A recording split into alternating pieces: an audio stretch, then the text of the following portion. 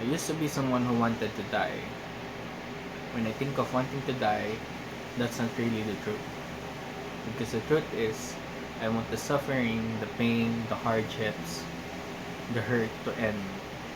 And sometimes, life feels like an endless wave of problem, and life just feels heavy. And dying seems like the only solution for the heaviness to go away. But the truth is, it doesn't go away that way, and it's never the answer. Because when we die, we take our own life, we leave this earth. And when we leave this earth, we will meet God. And are you ready to meet God? Handa ka na bang harapin ng Panginoon? Kasi kung nabuhay ka dito sa mundo at hindi mo nakilala ang Panginoong Jesus, hindi mo siya tinanggap sa puso't isipan mo, hindi mo nagawa yung purpose na binigay sa'yo ng Panginoong Jesus, hindi maganda ang kahihinatnan mo.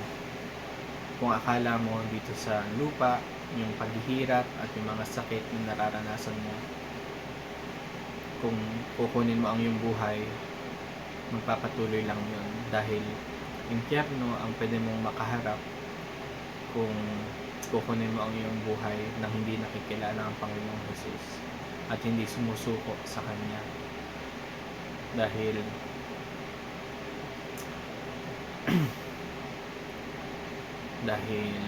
ang paghihirap sa impyerno walang katapusan, puno ng sakit, pasakit, lahat ng masasamang pwedeng maisip mo na maranasan nandun. At hindi natatapos ang paghihirap dahil lang namatay ka kasi kung hindi mo tinatanggap ang Panginoong Jesus sa puso mo at ginawa mo siyang Diyos ng tagapagligtas mo, doon na tayo mapupunta kung kukunin natin ang buhay natin. Pero ito yung good news. Nandiyan ang Panginoong Jesus, nagbigay siya ng purpose para sa iyo. Ito ay katungkulan mo para hanapin kung anong purpose ang binigay niya sa iyo. Makikita mo ito sa Bible, at isa sa mga purpose na binigay niya para sa ating lahat is to disciple and share the gospel of the word. And mabuti siya dahil mahal niya tayo. Binigay niya ang kanyang iisang anak para iligtas tayo sa kamatayan, at ang kailangan lang natin gawin ay tanggapin siya. Kaya yun, I used to want to die, pero now I want a long life because I want to serve the Lord more. And thanks God because you've given me the joy, you've given me freedom from all the negativities, and just surrender my life to Him and trust Him in all of all the things I'm doing.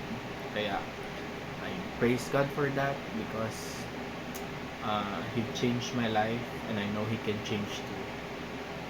Because when suffering, pain, I pray that when you're suffering, pain, or hardships or hurt that you're feeling right now, that it may pass.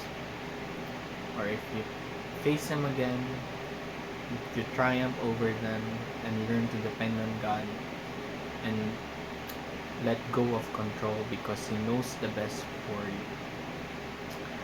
So yun, I hope this message reaches the right people and encourage them to live life with faith and fight their lives against the enemy who deceives us and lies to us that our life is not meaningful, because God gave us a meaningful and purposeful life, and He has a beautiful plan for you.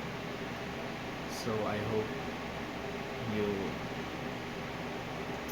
find the joy in life and be a part of the community of the Lord that serves for His name and be a part of something more than this life or more than what you think life is. So, yun lang. God bless. Shalom.